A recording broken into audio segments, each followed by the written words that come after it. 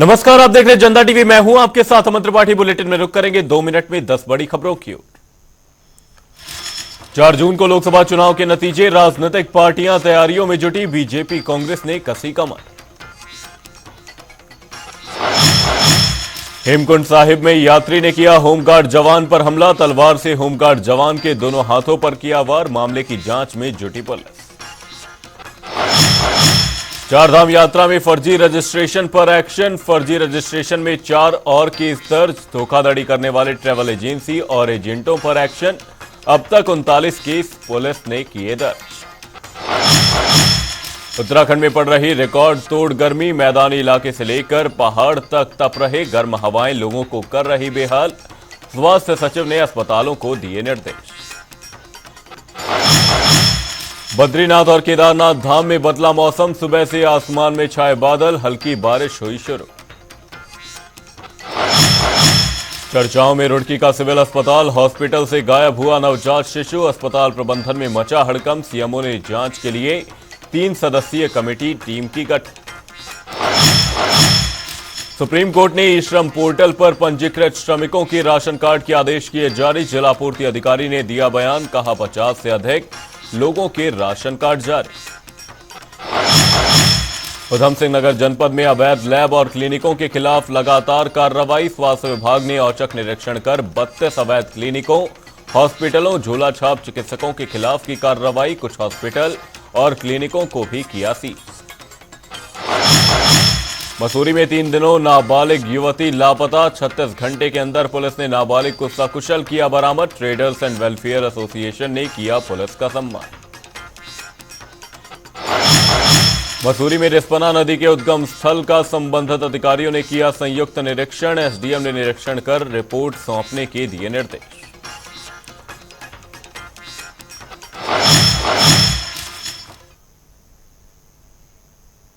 रुक करेंगे खबरों की ओर। भारत के उपराष्ट्रपति जगदीप धनखड़ नैनीताल स्थित बाबा नीम करोली महाराज के दर्शन के लिए पहुंचे। इस दौरान उनके साथ उनकी पत्नी भी मौजूद रही। बाबा के धाम पहुंचने के बाद उपराष्ट्रपति ने बाबा नीम करोली महाराज की तपस्या स्थल पर बैठकर पूजा अर्चना की। वहीं मंदिर समिति के लोगों ने बाबा के जीवन के बारे में उपराष्ट्रपति को बताया, साथ ही बाबा के चमत्कारों और विगत वर्षों में हुए क्षेत्र में विकास और बाबा के प्रति आस्था की जानकारी दी। इस दौरान उपराष्ट्रपति ने कहा, उत्तराखंड देवभूमि, बाबा के दर्शन कर अभिभूत हूं। ऐसे स्थानों पर दिल, दिमाग और आत्मा को शांति मिलती है। देश के उपराष्ट्रपति जगदीप धनखड़ आज नैनीताल स्थित बाबा नीम करोली महाराज के दर्शन के लिए पहुंचे। इस दौरान उनके साथ उनकी पत्नी और बेटा भी मौजूद रहे। कड़ी सुरक्षा के साथ वो परिवार सहित दर्शन करने पहुंचे, जहां महाराज की तपस्या स्थली पर उन्होंने पूजा अर्चना की। इस दौरान मंदिर समिति के लोगों ने बाबा के जीवन के बारे में उपराष्ट्रपति को बताया। इसी कड़ी में जगदीप धनखड़ ने कहा कि भारत की संस्कृति दुनिया में बेमिसाल है। कांची धाम में आकर अभिभूत हूँ। देवभूमि है, भारत महापुरुषों की भूमि है। हाल के कालखंड में इन स्थानों का रख रखाव उत्कृष्ट है, सराहनीय कार्य हो रहा है, नई ऊर्जा मिली है। राष्ट्र को समर्पण की जो भावना है उसमें बढ़ोतरी है। भारत की संस्कृति दुनिया में बेमिसाल है।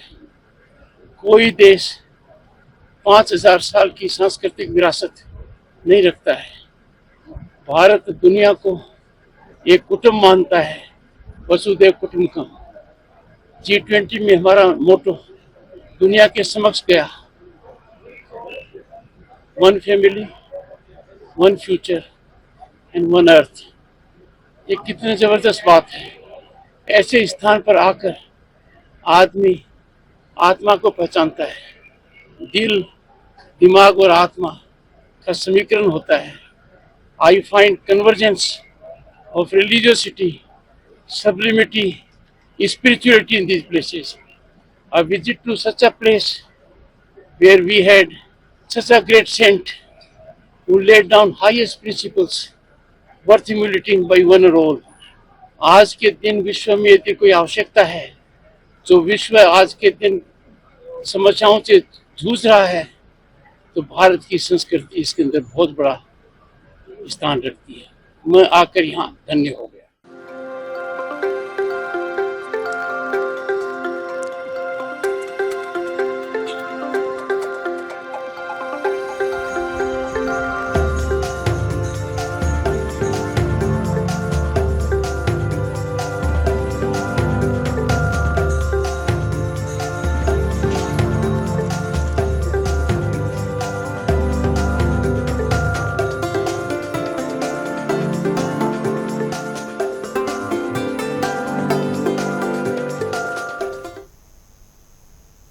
बुलेटिन में वक्त एक छोटे से ब्रेक का। ब्रेक के उस पार जल्द लौटेंगे।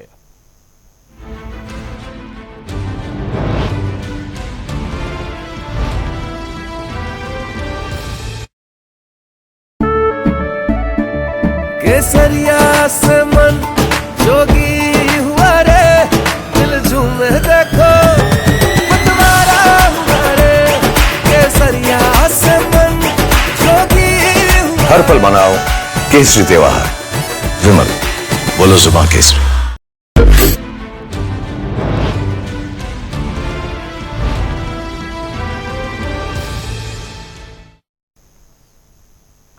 ब्रेक के बाद आपका स्वागत है। आप देख रहे हैं जनता टीवी। रुक करेंगे अगली खबर की ओर। उत्तरकाशी में जिला और मुख्यालय के समीप वनों में भयंकर आग का प्रकोप देखने को मिला, जहां एक तरफ यात्रा चरम पर है तो दूसरी तरफ गर्मी से भी कोई निजात नहीं मिल पा रही। उसके उलट कल रात को मुख्यालय और उसके आसपास के जंगलों में अग्निवर्षा देखने को मिली, जिसमें राड़ी टॉप से लेकर अन्य जगहों पर उत्तरकाशी के जंगलों में आग का प्रकोप देखने को मिला। वन्य संपदा को कितना नुकसान पहुंचा, इसका कोई फिलहाल अनुमान नहीं लगाया गया है। अभी बरनाथ में जो है वनाग्नि घटना हुई है और हम लोग एनडीआरएफ, एसडीआरएफ और फॉरेस्ट डिपार्टमेंट, आपदा प्रबंधन अधिकारी हम मौके पर हैं। ज़्यादा स्लोपी होने के कारण जो हमें दिक्कत हो रही है आग बुझाने में, लेकिन काफ़ी कुछ कंट्रोल कर लिया हमने। Thank you. उत्तराखंड के जंगलों में भीषण आग लगने के बाद मिट्टी पर किस तरह का असर पड़ा है, खासकर चीड़ के जंगल वाले हिस्से में मिट्टी की सेहत कैसी है। चीड़ के जंगल जलने के बाद पेरोल यानी चीड़ की पत्तियों का असर क्या पड़ा, पेरोल के जलने से मिट्टी की अम्लीयता पर क्या असर पड़ा, इसको देखते हुए फॉरेस्ट रिसर्च सेंटर हल्द्वानी मिट्टी के परीक्षण में जुटा हुआ है। ऐसा इसलिए भी किया जा रहा है कि चीड़ के जंगलों में पेरोल गिरने के बाद कोई और वनस्पति नहीं उग पाती, लिहाजा वनाग्नि की घटनाओं के बाद मिट्टी की पीएच वैल्यू मॉलिक्यूल का बारीकी से परीक्षण किया जा रहा है। सर वो भी अभी रिसर्च में ऑनगोइंग प्रोजेक्ट है हमारा। अभी मैं सैंपल कलेक्ट ही कर रहे हैं, करके हम टेस्टिंग कर रहे हैं। तो बिफोर और आफ्टर जो प्लॉट्स, जैसे जहां आग लगी और उसके आसपास जिस एरिया में नहीं लगी है, तो दोनों जगह का हमने सैंपल कलेक्ट किया और कम से कम 4 से 5 प्लॉट ऐसे हमने एरिया बनाए हैं। उसकी अभी टेस्टिंग चल रही है। तो एक अच्छी बारिश के बाद फिर उन्हीं जगह से हमारी सॉइल और कलेक्शन होगा, उसके बाद उसकी टेस्टिंग होगी, तब हम एक ग्राफ बना के पता लगा सकते हैं कि आग लगने के बाद सॉइल के न्यूट्रिएंट में कितना चेंजेस आता है, वो ज़्यादा होते हैं, कम होते हैं, या कौन सा पैरामीटर में इंक्रीज होता है, कौन सा पैरामीटर डिक्रीज होता है। तापमान बढ़ने के साथ ही आमजन का भीषण गर्मी से बुरा हाल है। जहां एक ओर लोग गर्मी से राहत पाने के लिए गंगा स्नान कर रहे हैं, तो वहीं दूसरी ओर मां गंगा से इस तपती गर्मी से राहत दिलाने की गुहार भी लगानी शुरू हो गई है। हरिद्वार के रामघाट पर तीर्थ पुरोहितों ने गंगा में खड़े होकर जप तप किया और मां गंगा से इस तपती गर्मी से राहत देने की मांग की।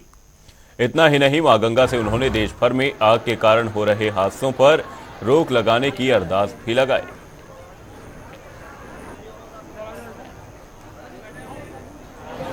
भगवती गंगा का सानिध्य और भगवान सूर्यनारायण की उपासना, उनको प्रसन्न करने के लिए यहाँ तीर्थ पुरोहितों ने इस भगवती गंगा जी के पवित्र घाट पर गंगा में खड़े होकर भगवान की आराधना की है, उनके नामों का जप किया है, जिससे इस पूरी मानव जाति, जीव जंतु एवं सभी प्रकार के जो इस प्रकार का ये 9 तपा दिन जो चल रहे हैं, इन दिवस में राहत मिले।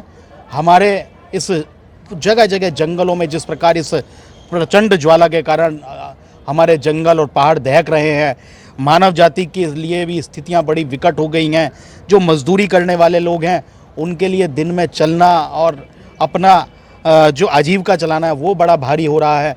इन सब चीज़ों को आराम मिले, सुख मिले, भगवान नारायण अर्थात सूर्य नारायण भगवान कृपा करें और भगवती गंगा के जल के समान शीतलता प्रदान करते हुए अपने तप को थोड़ा सामान्य करें।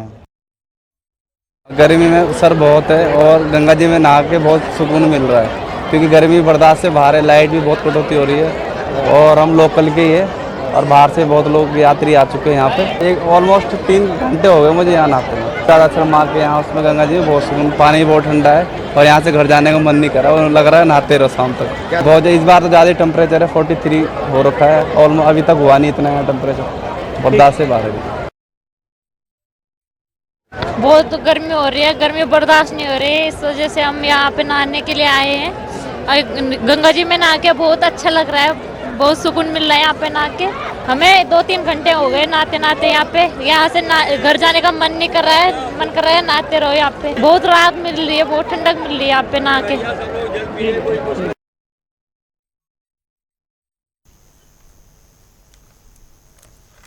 उत्तराखंड में पड़ रही रिकॉर्ड तोड़ गर्मी ने लोगों की मुश्किलें बढ़ा दी हैं। प्रदेश के मैदानी इलाके से लेकर पहाड़ तक तप रहे हैं।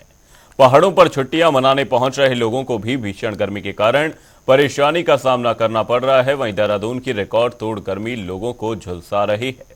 शहर में गर्मी दिन पर दिन बढ़ती जा रही है। वहीं गर्म हवाएं लोगों को बेहाल कर रही हैं। बुधवार को तापमान ऑल टाइम रिकॉर्ड से 1 पॉइंट कम 43 डिग्री सेल्सियस दर्ज किया गया। वहीं स्वास्थ्य सचिव डॉक्टर आर राजेश कुमार ने स्वास्थ्य विभाग, सीएमओ और डिस्ट्रिक्ट मजिस्ट्रेट को सतर्क रहने के लिए कहा है। साथ ही साथ अस्पतालों में भी कलर और एक्स्ट्रा बेड को तैयार करने के निर्देश दे दिए गए हैं।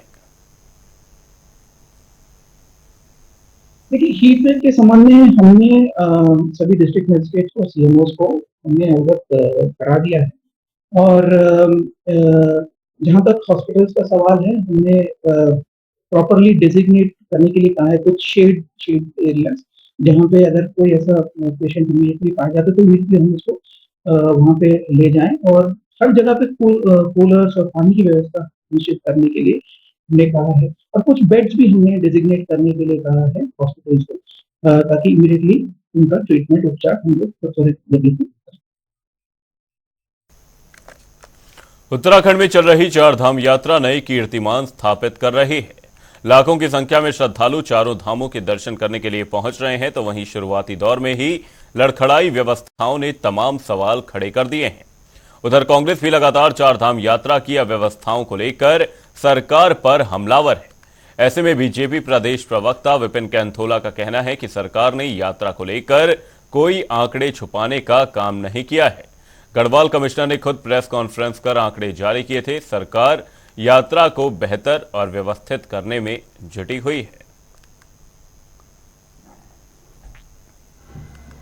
हमारी सरकार कहीं पर भी किसी प्रकार के कोई आंकड़े छुपाने का काम नहीं करती और जब जो चीज़ें होती हैं, अभी कुछ दिन पहले ही गढ़वाल कमिश्नर ने प्रेस वार्ता की थी, उसमें उन्होंने आंकड़े भी दिए थे कि किस प्रकार से लोगों की मृत्युएं हुई हैं, कौन कौन जगह पर किस प्रकार कितने लोग उसमें हतोत्साहित हुए हैं, कितने लोगों की मृत्यु हुई, सब चीज़ें उन्होंने आंकड़े सहित बताई है और हमारी सरकार कोई आंकड़ा छिपाती नहीं है। हम किस प्रकार से बेहतर यात्रा कर सकें, इस पर सरकार फोकस कर काम कर रही है और सरकार ने जितने भी वहाँ पर कर्मचारी हैं, जितने भी ड्यूटी में लगाए गए लोग हैं, उन सब लोगों को दिशा निर्देश हैं और सभी लोग जगह जगह पर जो पुलिस वाले हैं, जो हमारे अन्य स्वास्थ्य विभाग के लोग हैं, वो स्क्रीनिंग कर रहे हैं। तो लगभग जो आप आंकड़े देखें तो 2-2.5 लाख लोगों के लगभग स्वास्थ्य विभाग स्क्रीनिंग कर चुका है।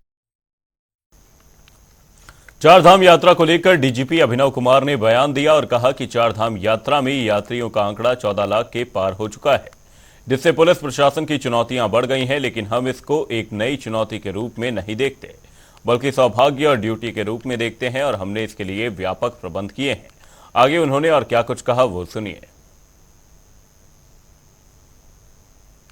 2024 की चारधाम यात्रा का आंकड़ा ऑलरेडी 14 लाख यात्री क्रॉस कर चुका है और ये अपने आप में एक अभूतपूर्व मतलब मार्क है, एक बेंचमार्क है और मैं नहीं समझता कभी भी यात्रा के शुरुआती दिनों में इतनी भारी संख्या में तीर्थयात्री यहाँ आए थे।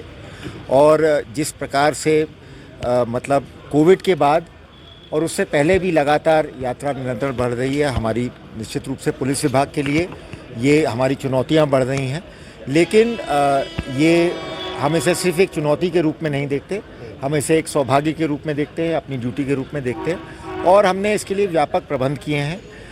शुरुआती दौर में यात्रा को व्यवस्थित करने में कुछ दिक्कतें आती हैं क्योंकि कई जगह उस तरह से व्यवस्थाएं सुचारू रूप से चालू नहीं होती हैं और क्योंकि इस बार अधिक संख्या में यात्री भी आ गए थे, पर जो अब हमने उसको नियंत्रित करने के लिए व्यवस्था बनाई है, हरिद्वार में और देहरादून में हमने जो अनरजिस्टर्ड यात्री आ रहे हैं उनको रोकने की और उनका रजिस्ट्रेशन कराने की व्यवस्था की है।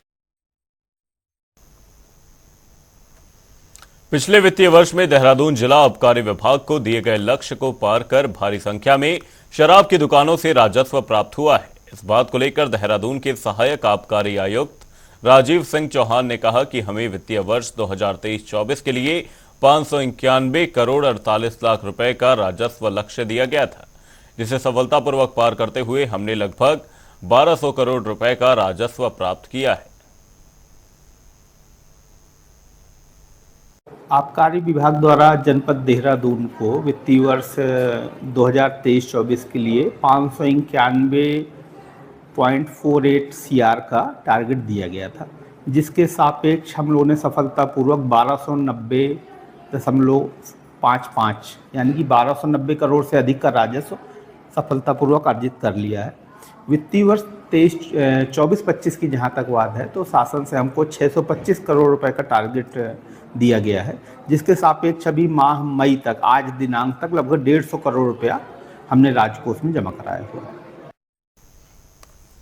उत्तराखंड में सिखों की आस्था का प्रतीक हेमकुंड साहिब में एक अजीब मामला सामने आया है, जिसमें एक सिख श्रद्धालु ने अपनी तलवार से होमगार्ड जवान के दोनों हाथों पर वार कर दिया, जिससे जवान के हाथ में चोट लगी है। मामले की गंभीरता को बढ़ता देख वहां श्रद्धालुओं की भीड़ लग गई। इसको लेकर आईजी गढ़वाल करण सिंह नगनियाल ने कहा कि पुलिस ने मामला दर्ज कर आरोपियों पर मुकदमा कायम कर दिया है और चार धाम यात्रा में आगे ऐसी घटनाएं ना हो, इसका भी पुलिस प्रशासन पूरी तरह से ध्यान रख रहा है।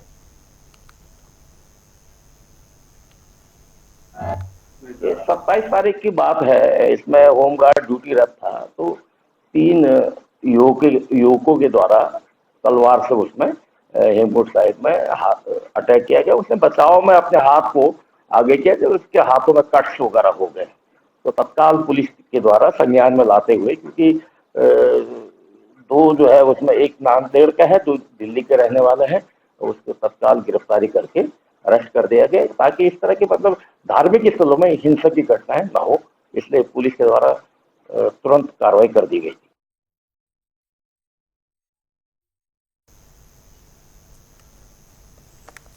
देहरादून में पिछले कुछ दिनों से रिस्पना नदी के किनारे नगर निगम की ओर से अतिक्रमण की कार्रवाई की जा रही है, जिससे सैकड़ों लोग बेघर हो रहे हैं और आगे भी ये कार्रवाई जारी रहेगी। इसको लेकर जिला अधिकारी सोनिका ने कहा कि ये कार्रवाई 2016 से पहले और 2016 के बाद दस्तावेजों के हिसाब से की जा रही है और जिन दस्तावेजों में आपत्तियां हैं उनके खिलाफ नगर निगम अपनी पुरानी प्रक्रिया के नियमानुसार ये कार्रवाई कर रहा है।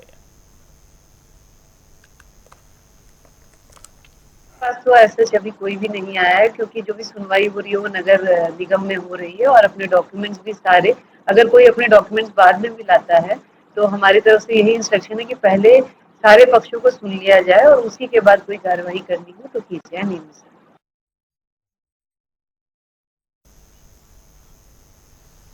सुप्रीम कोर्ट की तरफ से ई श्रम पोर्टल पर पंजीकृत श्रमिकों के राशन कार्ड बनाने का आदेश जारी किया गया है। इस बात को लेकर देहरादून की जिला पूर्ति अधिकारी के अग्रवाल ने कहा कि ई श्रम पोर्टल में पंजीकृत श्रमिकों में से 53,000 लोगों की सूची हमें प्राप्त हुई है, जिनके राशन कार्ड नहीं बने हैं। साथ ही उन्होंने कहा कि अभी तक हमने 50 से अधिक राशन कार्ड जारी कर दिए हैं और इस अभियान को हमें 10 जून तक पूरा करना है। ई श्रम मंत्रालय की एक पोर्टल है ई श्रम, तो उस पर जो है जिन श्रमिकों के नाम दर्ज हैं उनमें से जनपद के 53,000 लोगों के, ऐसे 53,000 लोगों के सूची हमें प्राप्त हुई है जिनके राशन कार्ड नहीं बने हुए हैं। हमने उसमें टेलीफोन नंबर दिए हुए हैं हम उनसे कांटेक्ट कर रहे हैं और कांटेक्ट करके उनके डेटा इकट्ठे कर रहे हैं और उनसे जानकारी कर रहे हैं कि उनके राशन कार्ड बने हुए नहीं बने हुए। उसमें से जिन लोगों के राशन कार्ड नहीं बने हुए हैं तो उनको राशन कार्ड जारी करने की प्रक्रिया प्रारंभ कर दी गई है। अभी तक हमने 50 से अधिक राशन कार्ड जारी कर दिए हैं और लगातार जारी कर रहे हैं। ये हमारा एक अभियान है जिसे हमें अगले महीने 10 तारीख तक कंप्लीट करना है।